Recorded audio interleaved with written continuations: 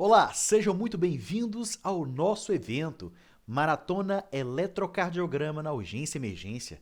Ao longo de 3 dias vamos discutir eletrocardiogramas dentro de um contexto de urgência e emergência, desde casos clínicos típicos bem característicos, como alguns bem particulares, tá? Então vamos lá? O tema do nosso primeiro dia de maratona é taquiarritmias. Vamos para o primeiro caso, então.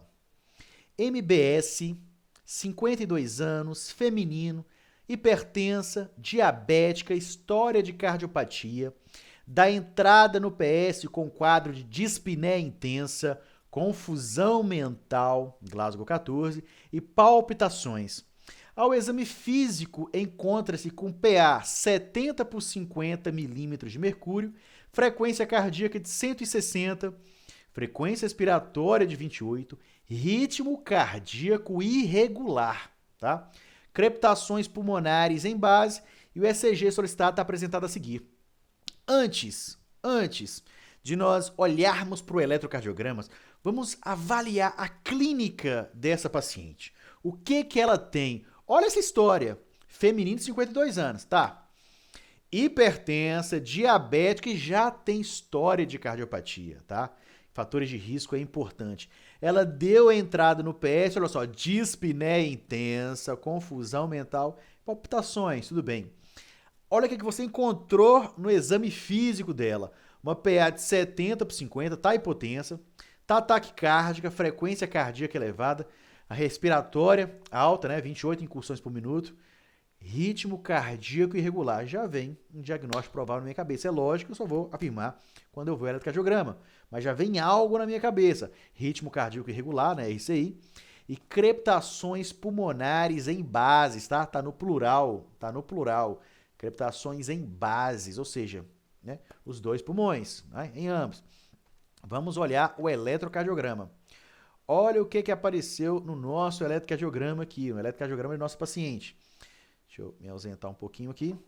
Então, eu olho para esse eletrocardiograma, tento identificar a onda P, eu não estou vendo onda P, tá? Não vejo onda P, estou vendo um ritmo cardíaco irregular.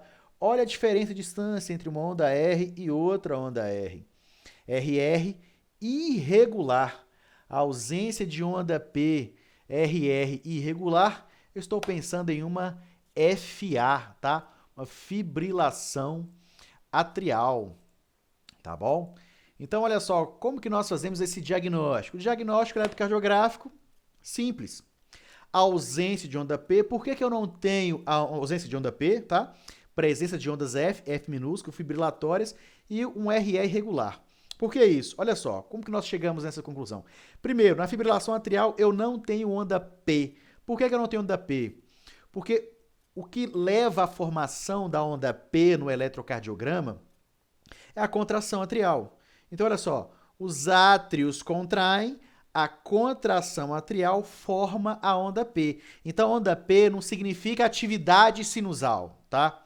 Onda P significa contração atrial. Eu posso ter um foco ectópico que estimula a contração dos átrios e forma a onda P. Tudo bem?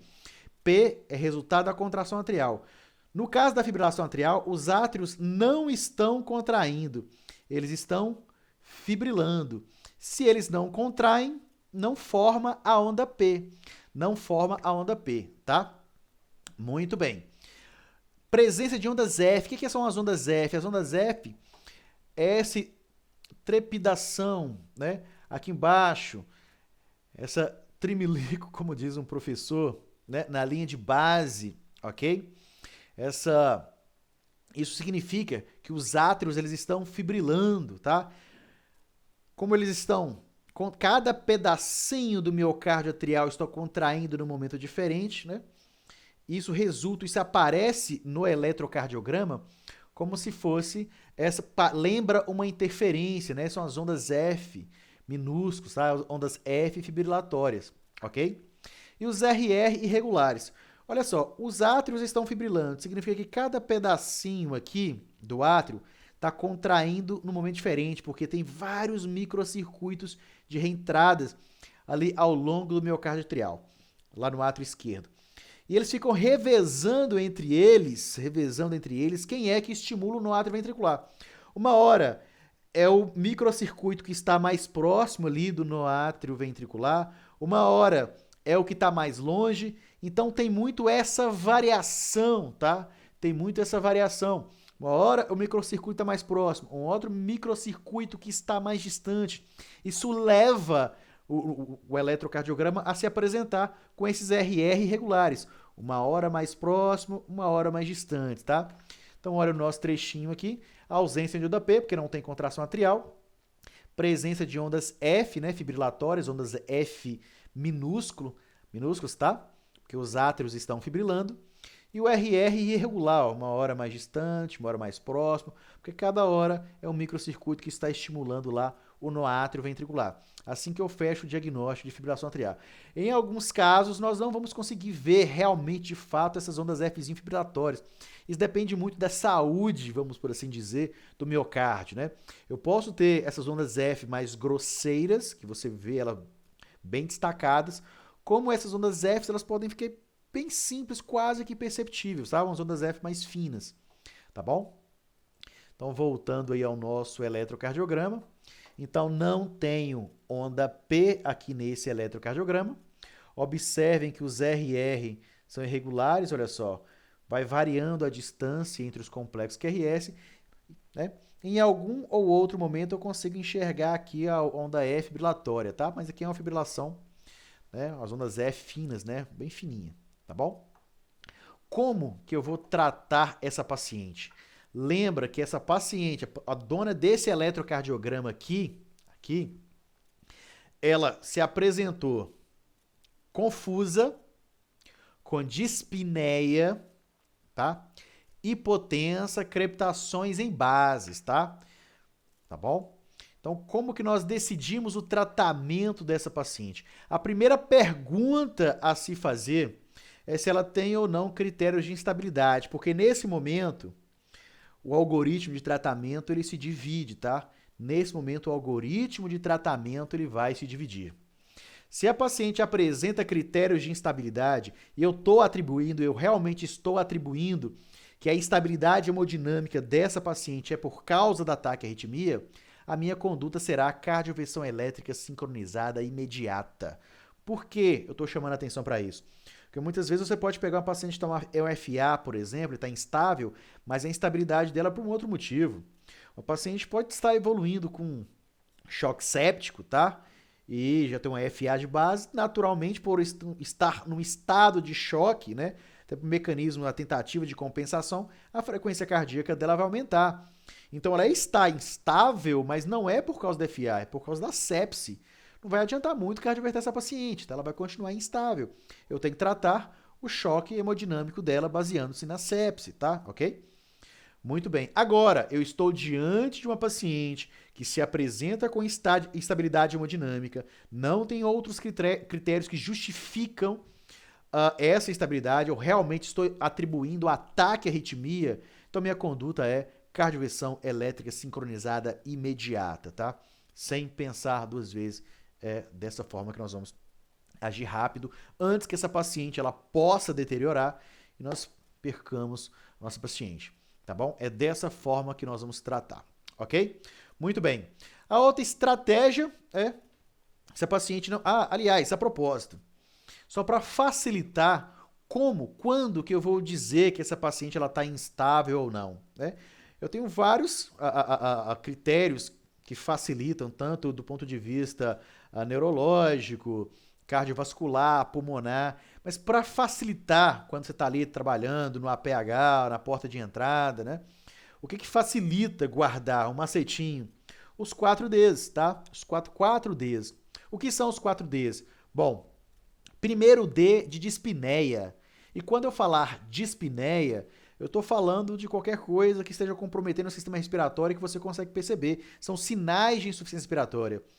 Uma frequência ventilatória muito elevada, a fala da paciente que é uma fala entrecortada, ou ela dizer que está com franquidispneia, é você perceber o uso de musculatura acessória, batimento de asa e nariz, ou seja, sinais reais de dispneia ou insuficiência respiratória. Tudo isso aí a gente quadra aqui no primeiro D de dispneia, tá?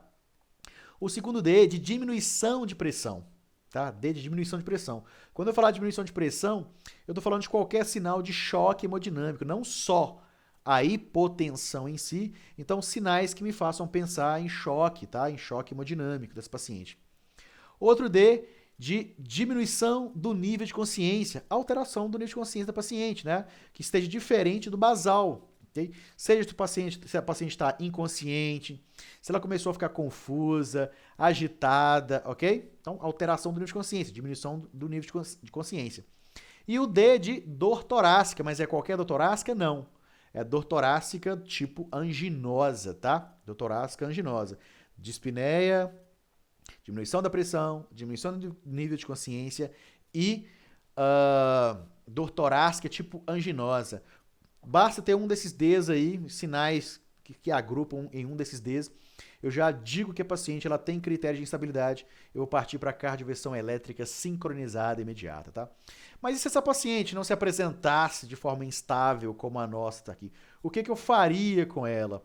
Bom, hoje nós sabemos, né, nas pacientes que não se encontram instáveis, as pacientes elas estão estáveis do ponto de vista hemodinâmico, a conduta é diferente, tá? Nós temos a regrinha, livro, texto e artigo. A paciente tem mais de 48 horas, vou fazer controle de frequência anticoagular, 3 a 4 semanas, trago ela, faço a cardioversão, mando embora por mais 4 semanas.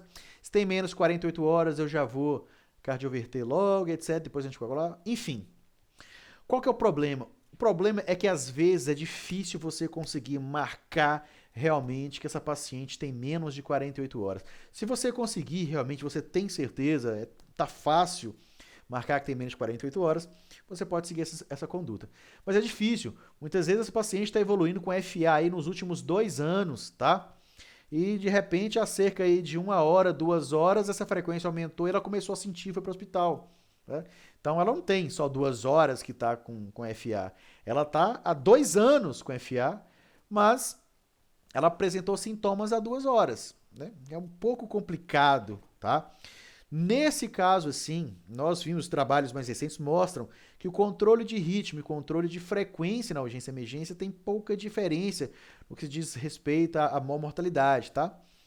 Então, muitas vezes vale lançar mão do controle de frequência dessa paciente, ou seja, o paciente não tem lesão estrutural, eu preferi utilizar, por exemplo, um beta-bloqueador para controlar a frequência. O paciente tem lesão estrutural, utilizar um digital, por exemplo, controlar a frequência, baixar um pouco, ela melhora esses sintomas, eu consigo ganhar tempo, né? Consigo ganhar tempo para avaliar melhor essa paciente. Se eu estou num serviço que dispõe de um ecocardiograma transesofágico, por exemplo, para eu poder olhar lá dentro, né? Ficar bem pertinho ali do átrio esquerdo e avaliar, é até mais fácil. Mas nós sabemos que não é a realidade de todos os locais aí no Brasil, tá? Então, muitas vezes vale a pena você controlar a frequência, tá? Para num segundo momento, né, avaliar e pensar se vale a pena cardioverter essa paciente também, ok? Muito bem. Vamos para nosso caso clínico 2. Olha só. Mulher de 22 anos de idade, chegou ao PS com palpitações taquicárdicas há cerca de 30 minutos sem outras queixas clínicas ou antecedentes. Sinais vitais da chegada. Frequência cardíaca de 150 batimentos por minuto, PA de 120 por 80 milímetros de mercúrio, temperatura axilar de 36 graus Celsius, saturando 98%, 12 incursões, né, de frequência respiratória. Ao exame, bom estado geral, corada, acianótica, vigil, anictérica, pulmões limpos, ritmo cardíaco regular em 2 tempos, bulhas rítmicas e normofonéticas, sem sopros, abdômen normal, eletrocardiograma mostrado na figura a seguir. Então, olha só, o que eu tenho aqui? Paciente jovem, tá? Que chegou com queixa, com palpitações, né? Só está queixando de palpitações há 30 minutos, não falou nada, não tem nada de história clínica prévia. O único achado ao exame físico é uma frequência cardíaca alta, uma frequência cardíaca de 150. O restante do exame físico perfeito, a paciente ela está estável hemodinamicamente, está tranquila, ou com a frequência cardíaca mais alta. Aí aparece o eletrocardiograma para gente. Tá aí o eletrocardiograma. Primeira coisa que eu faço, como a gente sempre induz, né, ensina lá no curso, nosso curso de eletrocardiograma, é olhar em busca, caçar a onda P. Bom, eu não vejo onda P, tá? Tô vendo a onda T aqui, T de tatu, mas não tô vendo a onda P. Não vejo em lugar algum.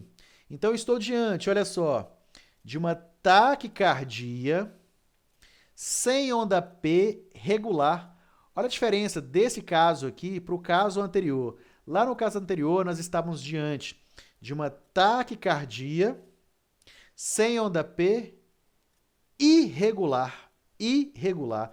Aqui eu estou diante de uma taquicardia sem onda P regular, tá? QRS estreito, muito bem. Qual que é o diagnóstico aqui, então? Estou diante de uma TPSV. E como que nós conseguimos fazer esse diagnóstico eletrocardiográfico, né? Bom, nesse caso aqui, que é uma taquicardia por reentrada, né, reentrada nodal, geralmente a frequência ela gira em torno de 120 a 220 batimentos. Ela é paroxística, né? Por isso nós chamamos de taquicardia paroxística supraventricular. Por que paroxística? Porque ela tem ela surge e desaparece de forma súbita, né? Inicia e termina de forma súbita. Daí dizer a característica paroxística, tá? Complexo QRS igual ao complexo QRS de base, né? Se é o QRS estreito de base, vai continuar estreito aqui na taquiarritmia. É regular, né? Porque o foco é único, tá lá, como é reentrada nodal, o foco está dentro do nó atrioventricular, daí o ritmo é regular, ok? E não percebemos onda P. Quando nós observamos uma onda diferente, né? Que poderia ser uma P retrógrada, como na reentrada atrioventricular, por exemplo, nós observamos um pseudo-S e um pseudo-R'. O que é um pseudo-S? Nós olhamos para D2 longo, por exemplo, e nós observamos a presença de uma onda S. Ou olhamos lá para V1, e em V1 você percebe um R', né, um pseudo-R'. Só que eu só consigo dizer que é um pseudo-R ou um pseudo-S se eu comparar o eletrocardiograma da arritmia com o eletrocardiograma normal em ritmo sinusal. Se em ritmo sinusal esse paciente não tinha S lá em D2 longo e durante a TPSV aparece esse S, é um pseudo-S, tá? É dessa forma. De qualquer forma, o surgimento de pseudo-S, pseudo-R, assim, não é um critério, não vai te atrapalhar em dizer que é ataque à arritmia, não. Pra gente, o que chama atenção é que o paciente está fazendo uma taquicardia, não tem onda P e o ritmo é regular, ok? TPSV, voltando lá para nosso eletrocardiograma, eu busco a onda P e não encontro, tá? Não tenho onda P, ritmo regular sem onda P, tá? QRS estreito. E aqui em D2 longo eu observo essas ondas S. Eu vou chamar elas de pseudo-S se eu pegar, a hora que eu pegar o eletrocardiograma dessa paciente aqui em ritmo sinusal e não tiver esse S, eu vou afirmar que é um pseudo-S, tá bom? Muito bem. Como que nós vamos tratar essa paciente, tá? Vamos partir para a cardioversão elétrica? Não, tá? Não. Por que não? Bom, primeiro porque nós vamos reservar a cardioversão elétrica sincronizada para os pacientes em taquiarritmia que cursam com instabilidade hemodinâmica, tá? Que cursam com instabilidade hemodinâmica. No caso, essa paciente ela encontra-se estável. Estável, eu vou ter uma outra estratégia. Olha só, tem muitos protocolos que, mesmo no paciente instável, orientam o uso de adenosina, tá? Orientam o uso de adenosina. Por que orientam o uso de adenosina? Porque a TPSV ela é muito responsiva à adenosina, responde com muita facilidade, tá? Então aí tem muito protocolo, a gente estuda isso durante muito tempo, né, em muitos cursos, que você pode fazer a adenosina no paciente em TPSV instável. Só que o problema é que esses protocolos, principalmente que eles surgiram em países de primeiro mundo, eles se baseiam na realização da técnica perfeita, tá? Realização da técnica perfeita. É o acesso venoso ali na fossa cubital, three-way, as duas seringas conectadas simultaneamente. Você faz a adenosina e logo na sequência você faz o flush para empurrar essa droga. Ela é muito lábil, ela tem metabolização muito rápida, chega pouca droga no sistema de condução, tá? Então ela é baseada como se você fosse fazer a técnica perfeita. O problema é que há uma diferença muito grande de aprendizado e de experiência e de técnica para realizar isso. Não é incomum você chegar num serviço em que a equipe não está preparada para fazer a sequência, para fazer a droga. Por mais incrível que isso possa parecer, isso acontece, isso é uma realidade. Então, se você ficar perdendo tempo fazendo droga ali, uma técnica errada, você pode perder o paciente. Pensando nisso, muitos autores, tá? Muitos autores, eles faziam, não. TPSV está instável, vamos para a cardioversão elétrica, porque aí é mais garantido que você arriscar uma pessoa que não sabe fazer a técnica de infusão correta da droga, enfim, tá? Muito bem. No paciente estável aí, o que nós vamos decidir então? Adenosina ou manobra vagal? Isso vai depender do paciente que está com você, tá? Bom, você pode tentar manobra vagal, tá? Compressão sem carotídeo, manobra de valsalva modificada. Naqueles pacientes, né, em especial, quando eu estou falando de, em especial, compressão de seio carotídeo, em paciente que não tem contraindicação, tá? Em paciente que não tem contraindicação. Por exemplo, você não tem suspeita de doenças lipidêmicas familiares, paciente não é idoso, não tem suspeita, o suspeito confirmado de placa na carótida, até mesmo que você começar a comprimir uma carótida com placa, vai formar trombo, ele vai fazer um evento isquêmico, tá? Então, isso é importante. Agora, você está aí diante de um paciente jovem, sem patologias prévias, vale a pena você pode fazer uma compressão, ok? É um paciente orientado, consegue seguir suas orientações para a realização de uma manobra de valsalva, por exemplo. Então, você pode tentar. Paciente estável. É um paciente idoso, é um paciente que tem um déficit de comunicação, você não consegue falar para ele fazer manobra ou tem contraindicação de compressão. Vamos partir para a adenosina. Né? A fossa cubital, three-way, as duas seringas conectadas, uma com a droga, né, e a outra com flush. A primeira tentativa com 6 miligramas, né? Faz a droga e na sequência o flush, tá? Assim, ó, né? Dessa forma. Não funcionou, um olho no paciente, outro olho no monitor, você consegue ver a ação da droga. É clínico e eletrocardiográfico. O olho no monitor, porque você vê a linha reta, tá? Aparecendo no monitor, mostrando que o sistema de condução foi desligado, tá?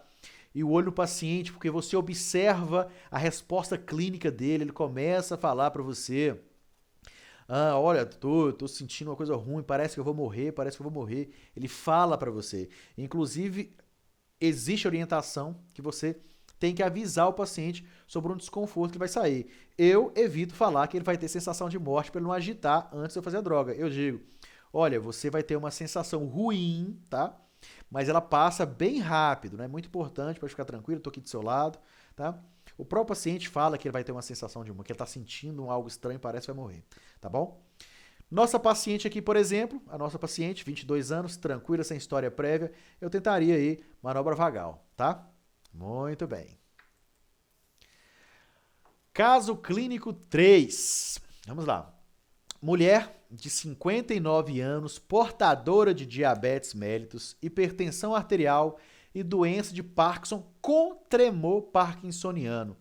Tabagista, 50 anos, maço, comparece ao PS para avaliação de queixa de mal-estar, dispneia e desconforto torácico em aperto há 1 hora.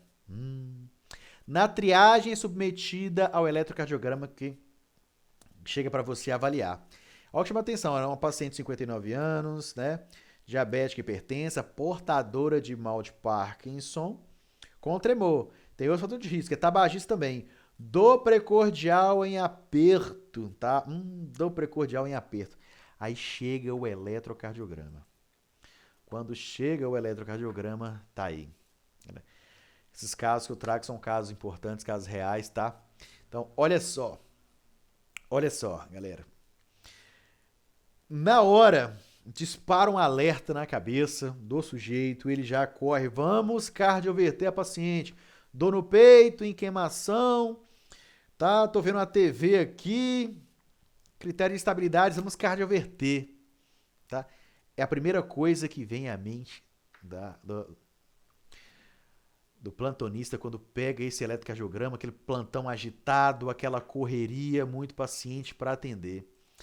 E aí, o que é que nós vamos fazer? Vamos providenciar uma cardioversão elétrica sincronizada, imediata nesse paciente, né?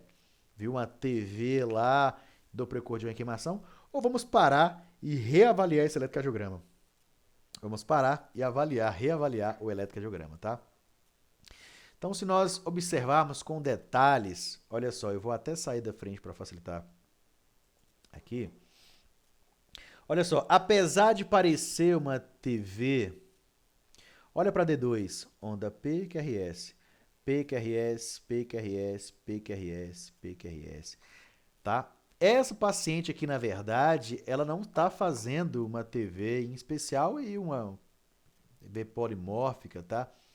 Ela está fazendo, ela tem uma brade sinusal. O problema é que ela tem mal de Parkinson, com tremor. E esse tremor gera um artefato no eletrocardiograma.